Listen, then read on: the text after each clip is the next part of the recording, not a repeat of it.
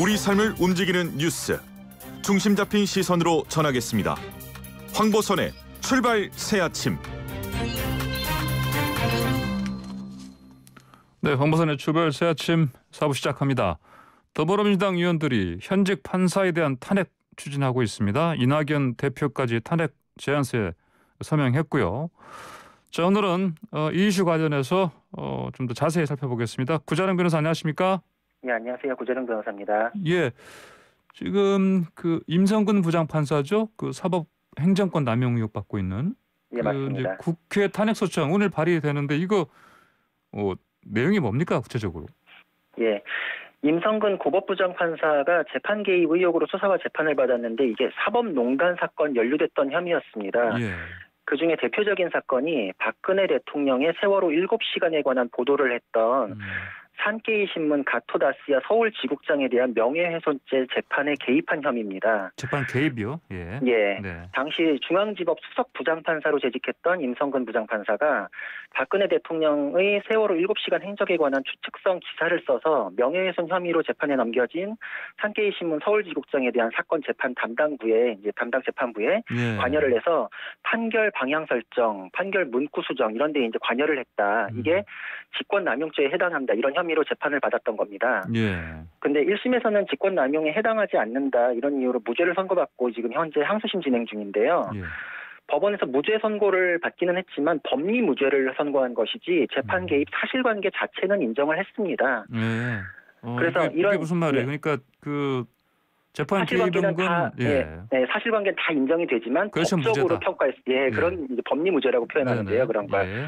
그래서 재판 개입 행위가 법관의 독립을 규정한 헌법 규정을 위반한 것이다. 1심 판결에서 그래서 6차례에 걸쳐서 법관의 독립을 침해하는 위헌적 행위라고 언급은 했습니다. 이제 네. 그러면서도 형사상의 죄는 아니다. 이제 이런 식으로 판결을 했던 건데 예. 그래서 이제 이탄희 의원이 주도해서 헌법 위반이 인정되었음에도 불구하고 퇴직하고 전관 변호사로 활동할 수 있도록 그대로 두어서는 안 된다. 이러면서 이제 탄핵을 추진하고 예. 지금 이게 이제 가결이 가시화되면서 이제 급부상한 이제 논란이 되고 있습니다. 예.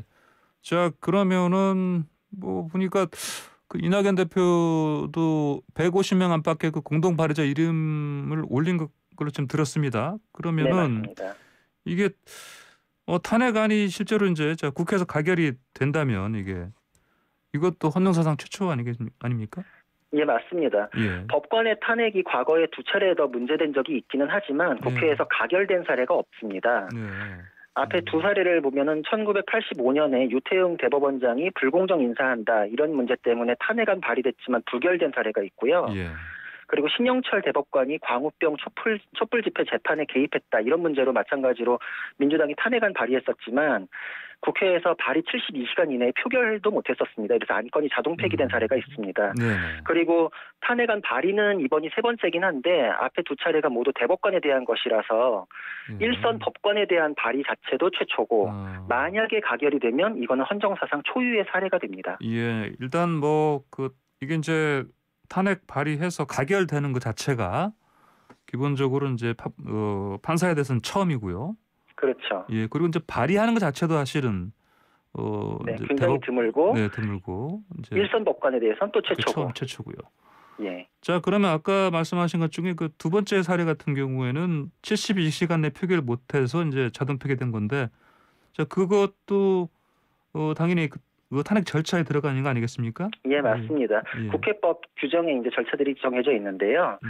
탄핵안이 발의가 되면 국회법 130조가 탄핵소추안이 본회의에 보고된 뒤에 24시간 이후 72시간 이내에 표결을 하도록 정하고 있습니다. 예. 그리고 표결이 가결이 되면 헌법재판소에 탄핵안이 넘어가고요. 예. 이건 이제 검사의 기소와 유사한 개념입니다. 그리고 이제 탄핵안에 대해서 이제 헌법재판소에서 심리해서 탄핵 여부에 대한 결론을 내리는 이런 이제 국회의 소추, 헌재의 심판 이런 이원적 구조와 절차를 갖고 있습니다. 예. 뭐 보통 우리 재판하게 되면 이제 검찰에서 검사가 기소를 하고요.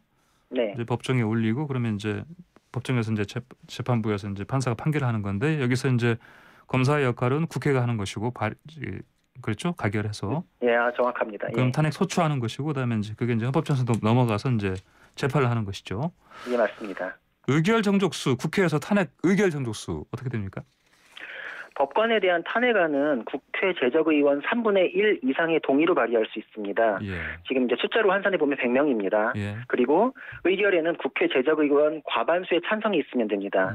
즉 이제 151명 동의가 있으면 가결이 되는 것입니다. 예. 그래서 최소 151명만 있으면 되기 때문에 더불어민주당이 지금 180석 가까운 압도적 과반수 확보하고 있어서 숫자상으로는 예. 단독으로도 발의와 의결까지 모두 가능한 상황입니다. 예. 여기에 뭐 단 하나의 변수는 당론으로 결정한 것이 아니다. 그래서 이탈표가 있을 수도 있지 않냐 뭐 이런 의견도 있는데 네.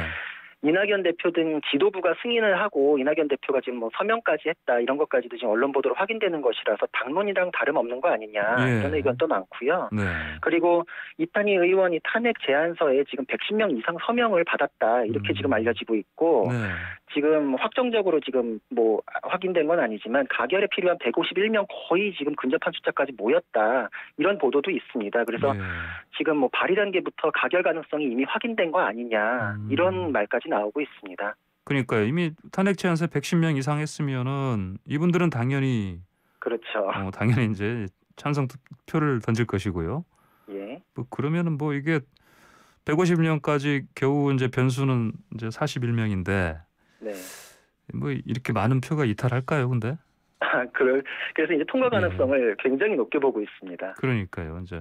자, 그러면 이게 이제 그렇게 돼서 이제 국회에서 탄핵 의결을 해서 소추가 되면 헌법재판소에 넘어가서 이제 그쪽에서 이제 그 정족수는 어떻게 됩니까?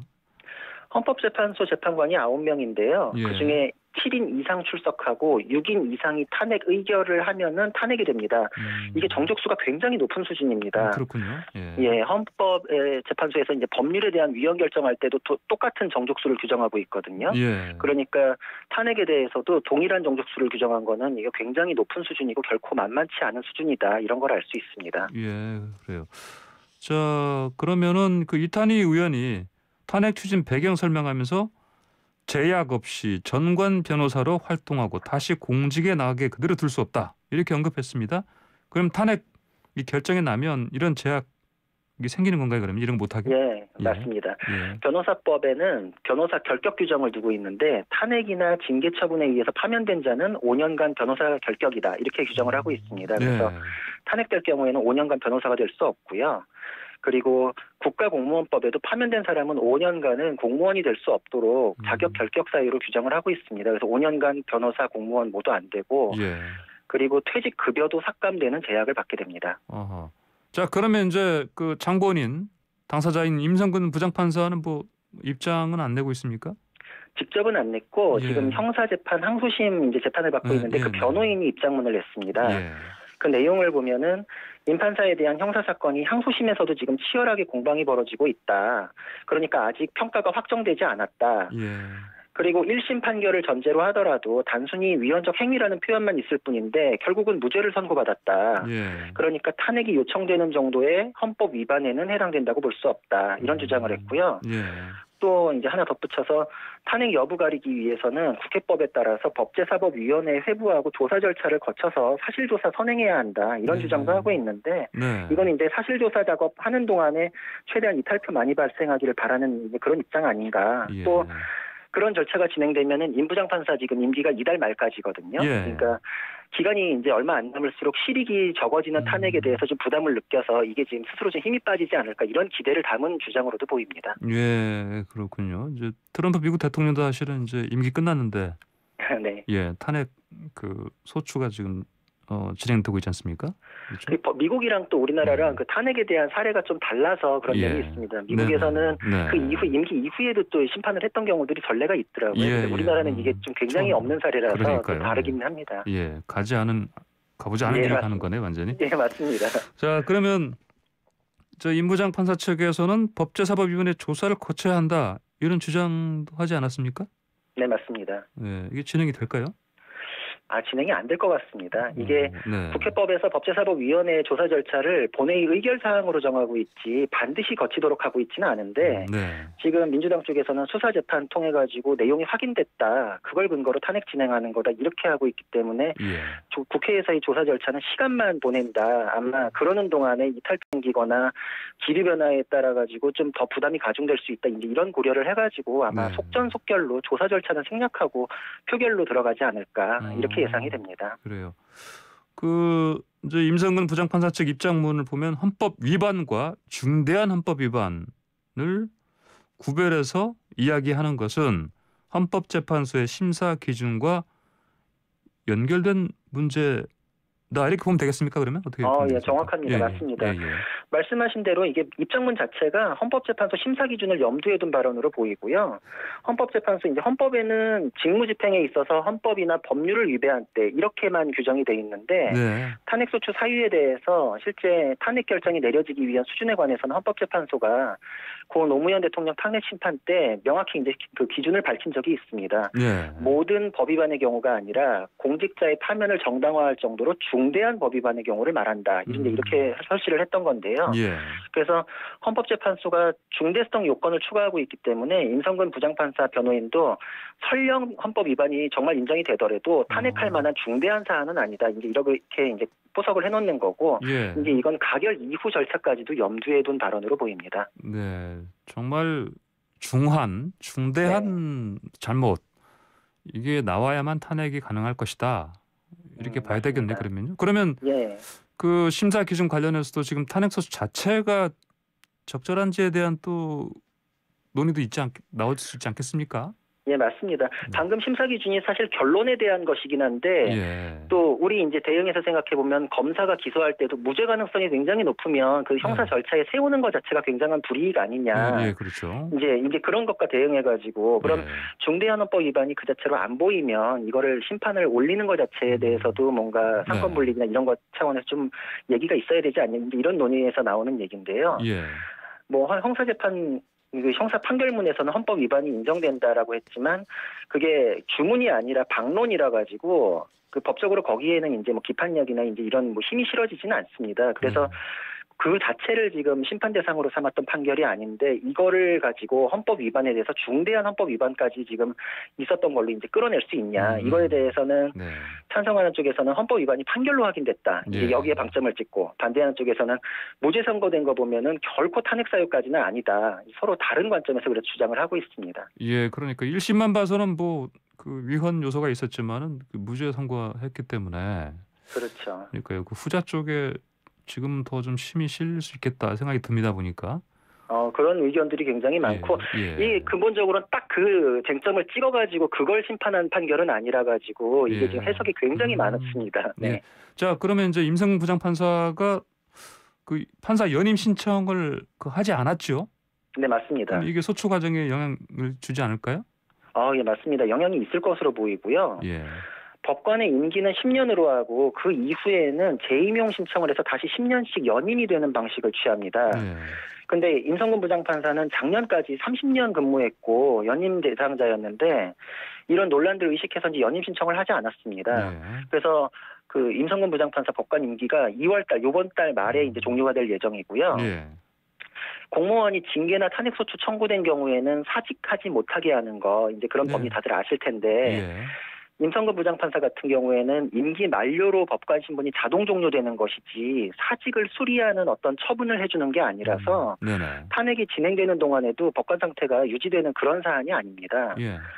그래서 이달 말까지 민주당이 주도하는 국회 탄핵소추안은 가결될 가능성이 높지만 그 이후에 헌법재판소 심판 과정에서는 더 이상 법관이 아니라서 이게 소외이익이 없게 되는 문제가 있을 수 있습니다.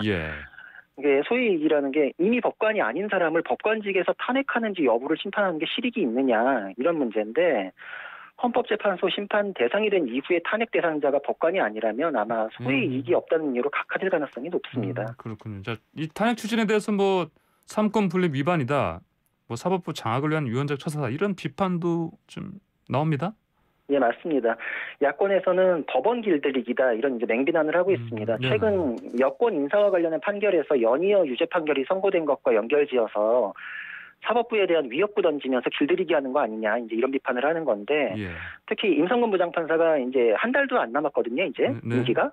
근데도 지금 추진하는 게 도대체 무슨 실익을 위한 것이냐, 오히려 임 부장판사 개인에 대한 것이 맞냐, 아니면 이걸 본보기로 사법부에 대해서 어떤 경고 메시지 주는 거 아니냐 이제 이런 비판이고, 뭐 물론 이제 민주당에서는 서른 의원이 얼마 전에 이제 앵커님이랑 인터뷰에서 이제 180석 주신 국민의 뜻으로 본다 이렇게 말했던 것도 굉장히 화제됐던 걸로 알고 있는데 민주당에서는 사유가 있는데 추진 안 하는 게 국민에 대한 임무를 방기하는 거다 이제 이렇게 설명을 하면서 이제 입장을 밝히고는 있습니다. 법적으로 어떻게 봐야 되겠습니까? 법적으로 분석해 보면은 그 뭐 헌법에 규정된 것이고 또 무죄가 되긴 했지만 형사 기소됐던 거 이런 것들이 있으니까 뭐 추진을 하는 거에 대해서 법적으로 지금 그 자체를 위헌이다 이렇게 보기까지는 좀 어려워 보이긴 합니다. 근데 탄핵이라는 게 원래 정치적인 문제, 법적인 문제가 결합되어 있는 영역이거든요. 그래서 이거는 당론으로 지금 사실상 추진하는 걸로 보이는데 당론은 아니다라고 하는 게 이제 정치적인 역풍도 지금 염두에 두고 이제 발언을 하는 것으로 보이기 때문에 이거 결국은 추진한 쪽에서는 정치적인 책임을 지는 영역에서의 문제로 봐야 할 것 같고, 다만 한 가지 짚어야 할 것은 이런 의심과 비판에 대해서도 타당성이 있다. 이거는 좀 경청을 해야 하지 않을까. 최근 판결들에 대해서 개개의 판결에 대해서 불만을 표출하면서 이게 법관 개인에 대한 그 뭐 신상 공개, 뭐 비판, 심지어는 국회의원 차원에서 탄핵 얘기가 나온 적도 있거든요. 근데 판결이 마음에 안 든다고 법관 개인에 대해서 이렇게 하는 것들은 재판의 독립에 대한 것들이 굉장히 침해될 수 있는 부분인데 지금까지의 그런 부분 때문에 이 탄핵 절차가 연이어서 그럼 이거 이후엔 그렇게 될 수 있지 않냐라는 거에 대해서는 그 먼저 발언에 대해서는 좀 서로 좀 조심했어야 하지 않나 그런 의견입니다. 알겠습니다. 오늘 말씀 잘 들었습니다. 감사합니다. 예, 감사합니다. 지금까지 구자룡 변호사였습니다.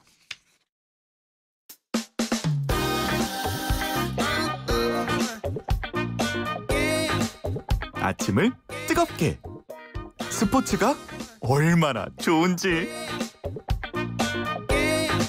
매일 아침 스포츠의 매력을 짧고 굵게 전해주는 스포츠가 얼마나 좋은지 YTN 스포츠부 조은지 기자 전화로 연결돼 있습니다. 조 기자 안녕하십니까? 안녕하세요. 벌써 2021년 2월의 첫날입니다. 그러게요. 저희는 뭐 3월 하면 새학기 떠오르지만 야구 선수들한테는 2월 스프링 캠프의 시작이 새학기입니다. 프로야구 10개 구단 겨울잠 깨고 오늘부터 일제히 시즌 준비 돌입하는데요. 코로나19 여파로 사상 최초로 모든 팀이 국내에다가 캠프를 차렸습니다. 그러니까요. 뭐 이 시즌 되면 항상 해외로 나가지 않습니까? 야구단이? 그렇죠. 네. 원래는 이제 추워서 나가는 건데 따뜻한 데서 이제 땀 흘리면서 훈련해야지 뭐 부상 위험도 줄고 효율도 높은데요. 명색이 스프링 캠프인데 아직 너무 한겨울입니다. 추위와의 싸움이 큰 과제일 것 같은데요. 고척돔이 있는 키움만 유일하게 느긋하고요. 이하는 뭐 광주 홍구장 불펜에다가 뭐 지붕 씌워가지고 실내 훈련장으로 만들었다고 하던데 사실 어떤 형식인지 따뜻할지 사실 상상은 잘 안 됩니다. 제일 화제의 팀 단연 SK 와이번스인데요. 제주도로 갔습니다. 그 신세계그룹 이마트에 매각되는 건 확정이 됐고요. 23일 날 본계약 도장 찍고 3월에 구단 출범해서 일단 그때까지는 SK 와이번스로 활동을 합니다. 그래서 이번 스프링 캠프가 아마 SK 와이번스 이름으로 하는 마지막 행사가 될 것 같아요. 그래서 시선 집중인데요. 20개 넘는 언론사들이 오늘 제주도로 총출동한다고 하고요. YTN도 가고요. 네, 저희 이 시간 몇 차례 빛내주셨던 서봉국 야구팀장님이 가셨습니다. 메이저리거 김광현 선수도 미국 가기 전에 함께 일주일간 훈련하기로 해서 더 화제입니다. 사실 지난해 유행했던 드라마 스토브리그 보면 국내 전지훈련 얘기가 나오거든요. 야구단에 쓸 돈 없다. 니들 성적도 안 나오지 않냐 이러면서 열악한 상황으로 그려지고 선수들도 투덜투덜하는 장면들이 나왔는데 실제로 2003년에 한화가 성적 부진에 대한 징계성으로 국내 훈련 차린 적이 있거든요. 근데 이렇게 모든 구단이 한국에서 겨울을 나는 거 이것도 코로나19 시대의 뉴 노멀이다 이렇게 보면 될 것 같아요. 국내 스프링 캠프. 아직 봄도 아닌데 현실이 됐습니다. 자, 오늘부터 시작하는 훈련에 그 양현종 선수는 안 나온다고요? 네, 자타공인 국내 최고 왼손 투수 양현종이 그래도 기아로 오지 않겠나 이런 전망이 많았는데 최종 결별했습니다. 본인과 구단이 FA 협상 마지노선으로 정했던 지난달 30일 꿈을 위한 도전을 이어가겠다, 메이저리그에 진출하겠다 하면서 계약을 하지 않았어요. 그래서 양현종 선수 직접 뭐 기아 챔피언스필드 구단 사무실에 나와서 뭐 조계현 단장 등 구단 사람들 다 만나서 이런 뜻 전했고 기다려주셔서 너무 감사한데 죄송하다 마지막 인사를 했고 짐도 뺐다고 해요. 기아도 뭐 해외 진출 꿈과 의지 존중한다. 그동안 헌신해준 거 감사한다. 성공해라. 이렇게 덕담을 했대요. 예. 사실 기아 입장에서는 큰 전력 손실입니다. 외국인 투수 원투펀치에다가 양현종까지 합쳐서 트리플 타워 구축하면 뭐 웬만히 하겠다 싶었는데 아쉽게 됐죠. 근데 주계현 단장 이제 YTN 통화에서 메이저리그나 그 미국 진출에 대한 의지가 정말 강하다. 오죽하면 그러겠나 싶어서 말릴 수가 없었다. 선수들 존중하기로 했다. 이렇게 얘기를 하더라고요. 그래요. 근데 이제 뭐 계약 얘기가 안 들리던데? 아직은 없습니다. 예. 그래서 더 대단하기도 해요. 예. 양현종 선수뿐 아니라 메이저리그 계약 자체가 굉장히 더뎌요. 코로나19 때문에 구단들 허리띠를 졸라매면서 느린데 양현종은 다 내려놨습니다. 보통 그 마이너리그 거부권이라고 해서 이걸 굉장히 중요한 조건으로 걸고 계약에 나서는데 양현종 선수는 팀의 40인 로스터에만 들면 마이너리그에서 뛰어도 된다. 그거 감내하겠다 이런 입장입니다. 그래요. 뭐 미국 팀들 입장에서는 부담 없이 써볼 수 있는 기회이기 때문에 뭐 좀 가능성이 높아지지 않겠나. 뭐 탄탄대로 안락한 길 놔두고 배수진 치고 선수 인생 마지막 도전에 나선 거고 참 낭만적이니까 응원을 한번 해보면 좋을 것 같습니다. 예, 응원해 주십시다. 자, 오늘 소식 여기까지 듣겠습니다. 감사합니다. 감사합니다. 네, 지금까지 YTN 스포츠부 조은재 기자였습니다.